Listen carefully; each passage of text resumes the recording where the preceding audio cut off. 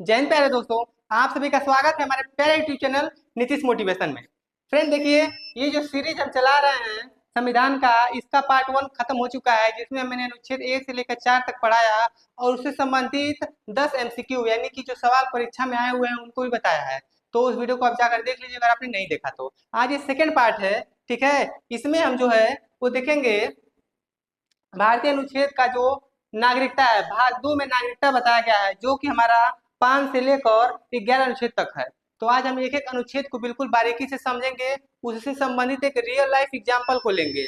ऐसे एग्जाम्पल जो आपकी लाइफ में होने वाली घटनाओं पर आधारित होगा और ठीक है, और सत्य घटना से होगा, यानी कि जो फैक्ट रियल में हुआ है उनसे संबंधित होगा। तो बिना देरी के वीडियो को स्टार्ट करते हैं। वीडियो को अंत तक जरूर देखिएगा, बहुत कुछ आपको उसमें नया देखने को जरूर मिलेगा।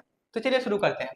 देखिए फ्रेंड, अनुच्छेद 5 में कहा गया है संविधान लागू होने पर नागरिकता, यानी कि जब संविधान हमारा लागू हुआ था, संविधान किस डेट को लागू हुआ था सभी लोग जानते हैं कि 26 जनवरी 1950 को, यानी कि 26 जनवरी 1950 को, ठीक है।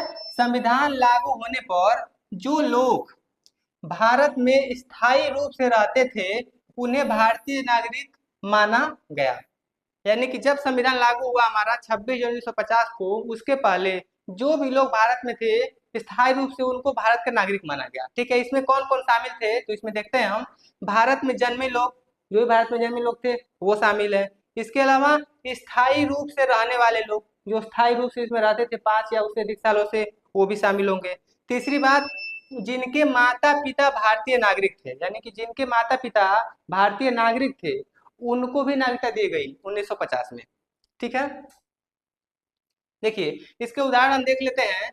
1950 में संविधान लागू होने पर भारत में स्थायी रूप से रहने वाले लोग भारतीय नागरिक बने, जो स्थायी रूप से थे, ठीक है।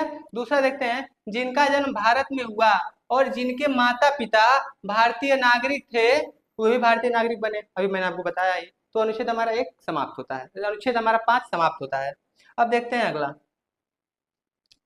अगला देखते हैं फिर अनुच्छेद 6। देखिए अनुच्छेद 6 में बताया गया है कि पाकिस्तान से भारत आने वाले प्रवासी, ठीक है। पाकिस्तान से जब बंटवारा हो गया था उसके बाद जो पाकिस्तान से लोग भारत में आए, हमको भारत में रहना, हमको भारतीय नागरिकता चाहिए, तो उनको जो नागरिकता दी गई वो अनुच्छेद 6 के तहत दी गई, ठीक है।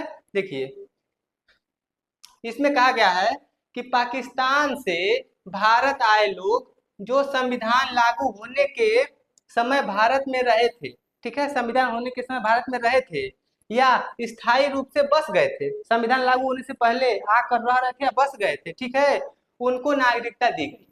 ये अनुच्छेद 6 कहता है।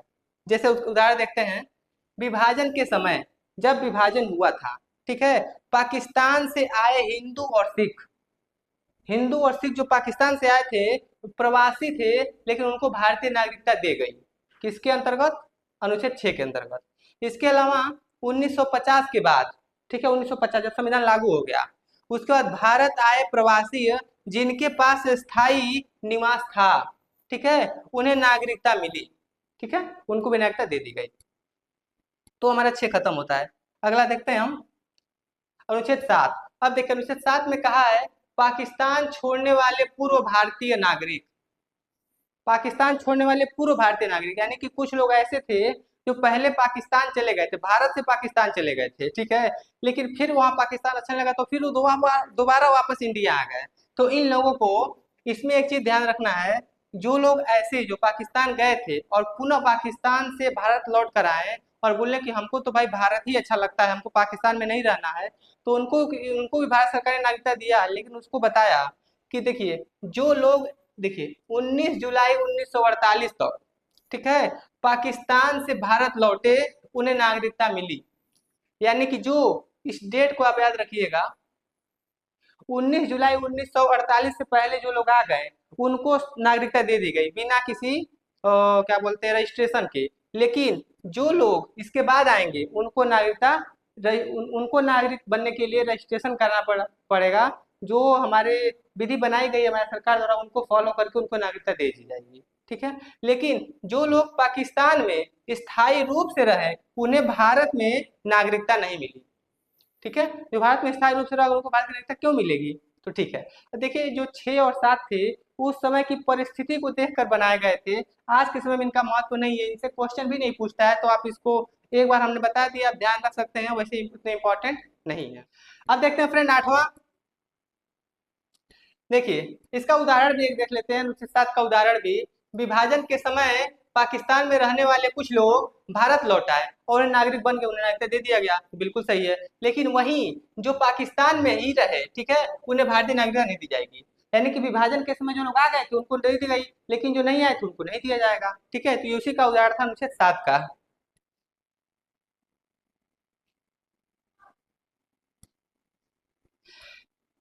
तो फ्रेंड अब हम देखते हैं अनुच्छेद 8। देखिए अनुच्छेद 8 में बताया गया है कि विदेशों में रहने वाले भारतीय नागरिक, यानी कि जो लोग विदेशों में रहते हैं लेकिन उनका मूल वंश या उनका जन्म भारत में हुआ था और वर्तमान में उस समय बाहर थे, तो उनको भी तो नागरिकता दिया जाएगा। ऐसा ना हो कि मान लिया हमारा देश आजाद हुआ, बहुत से ऐसे क्रांतिकारी थे जो उस समय बाहर थे, कोई इंग्लैंड था, कोई अमेरिका था, तो क्या जब संविधान लागू हुआ तो वो लोग बाहर ही हो जाएंगे, विदेशी? ऐसा नहीं होगा। इसलिए उस समय जो बाहरी लोग हैं लेकिन वो है भारतीय मूल के, तो उनको भी नागरिकता दी जाएगी, ये हमारा अनुच्छेद 8 बताता है। देखिए जो भारतीय नागरिक विदेश में रहते हैं उनकी नागरिकता जो है के कानून के अनुसार सुरक्षित रहती है। यानी कि जो बाहर रहते हैं लेकिन उनका जन्म स्थान भारत में है या उसके माता पिता भारत के हैं, ठीक है, तो वो हमारे भारत के नागरिक माने जाएंगे। ठीक है, ये बताता है हमारा अनुच्छेद 8। इसका उदाहरण देख लेते हैं। भारतीय मूल के लोग जो यूके, अमेरिका में रहते हैं उनके पास नागरिकता सुरक्षित है। आप विदेश में कहीं भी जाते हैं लेकिन भारत सरकार को बता के जाते हैं और आपका मूल वंश या जन्म स्थान या माता पिता आपके भारतीय हैं तो आप भारतीय नागरिक हैं। ठीक है, देखिए विदेशों में काम करने वाले भारतीय नागरिक के जो कानून है इसी के अनुसार वो भारतीय नागरिक बने रहते हैं। तो फ्रेंड ये था हमारा 8वां। अगला देखते हैं। अगला देखते हैं फ्रेंड अनुच्छेद 9।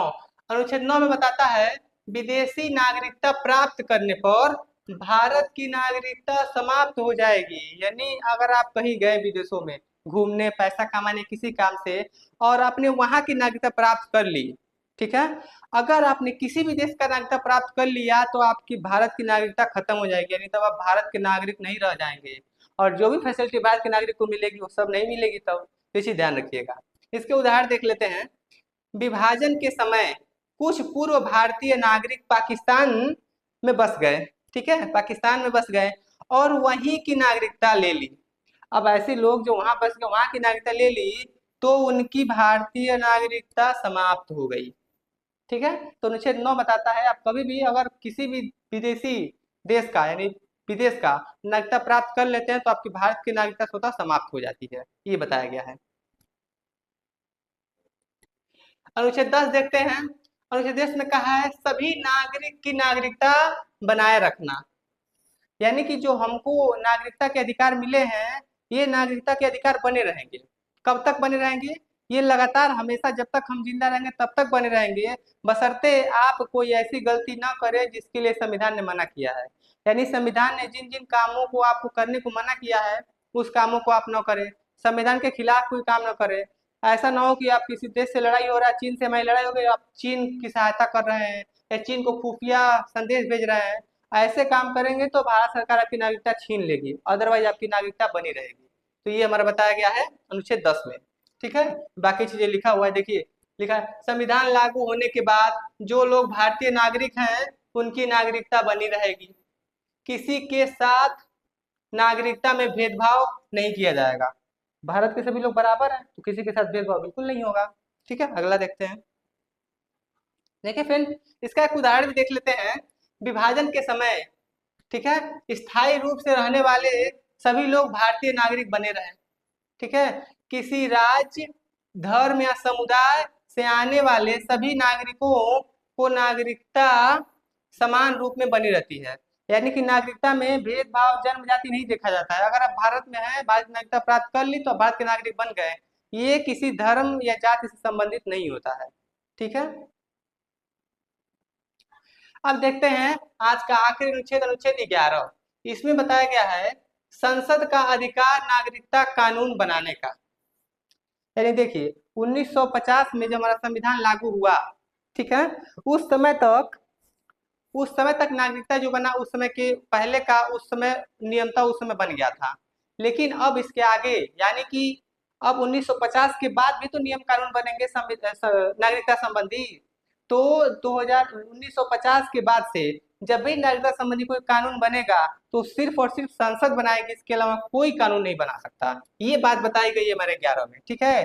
संसद को अधिकार है कि नागरिकता संबंधी कानून बनाए, संशोधित करे या समायोजित करे, यानी कि उसमें सुधार भी कर सकती है, उसको समायोजित भी कर सकती है और बना भी सकती है। कौन? संसद। कौन कहा है? अनुच्छेद 11 कहा है। इसका उदाहरण देखिए, 1955 में भारतीय नागरिकता अधिनियम बनाया गया। किसने बनाया? संसद ने। किसके तहत? 11 के तहत। समय समय पर नागरिकता नियमों में बदलाव संसद द्वारा किया जाता है, ठीक है। तो ये बात आपको पता होनी चाहिए। तो फ्रेंड देखिए, हमने इसको देख लिया, अनुच्छेद 5 से लेकर 11 तक जो हमारे नागरिकता के अधिकारों को बताते हैं कि नागरिकता हमको कब कब कैसे मिलती है, पूरे तरीका हमने आपको बता दिया। अब इस पर 10 एमसीक्यू लगाते हैं, 10 नहीं 7 एमसीक्यू लगाते हैं और उसको अच्छे से रिवाइज करते हैं। तो देखिए, संविधान लागू होने पर भारत में नागरिकता किस अनुच्छेद के तहत तय की गई? तो संविधान के प्रारंभ में नागरिकता अनुच्छेद 5, बिल्कुल 5, ठीक है, ये सब नहीं होंगे। अगला देखते हैं, पाकिस्तान से भारत आने वाले प्रवासियों की नागरिकता किस अनुच्छेद के अनुसार तय की गई है? यानी कि जो पाकिस्तान से आए थे उनकी नागरिकता। तो देखते हैं, 5, 5 नहीं होगा, 6, हाँ 6 ही होगा, ठीक है। अगला देखते हैं, 19 जुलाई 1948, ये डेट बहुत इंपॉर्टेंट है। 19 जुलाई 1948 तक पाकिस्तान को छोड़कर आने वाले लोग किस अनुच्छेद के तहत नागरिक बने? यानी 1948 से पहले जो लोग आ गए थे किस अनुच्छेद के तहत बने? तो हमारे बने अनुच्छेद 6 के तहत, ठीक है।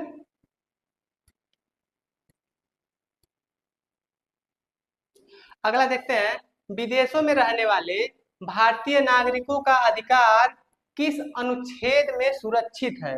यानी कि जो लोग विदेशों में रहते हैं उनके नागरिकता के अधिकार सुरक्षित हैं। ये कौन सा अनुच्छेद की सुरक्षा की गारंटी देता है? तो अनुच्छेद 6 बिल्कुल नहीं देता है, अनुच्छेद 9 बिल्कुल नहीं देता है, अनुच्छेद 10 बिल्कुल नहीं देता है, अनुच्छेद 8 देता है।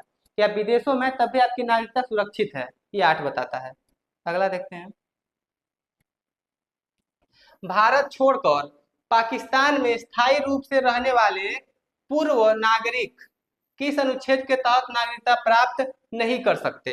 ठीक है, तो देखिए इसमें कहा गया है भारत छोड़कर पाकिस्तान में स्थायी रूप से रहने वाले पूर्व नागरिक किस अनुच्छेद के तहत नागरिकता प्राप्त नहीं कर सकते।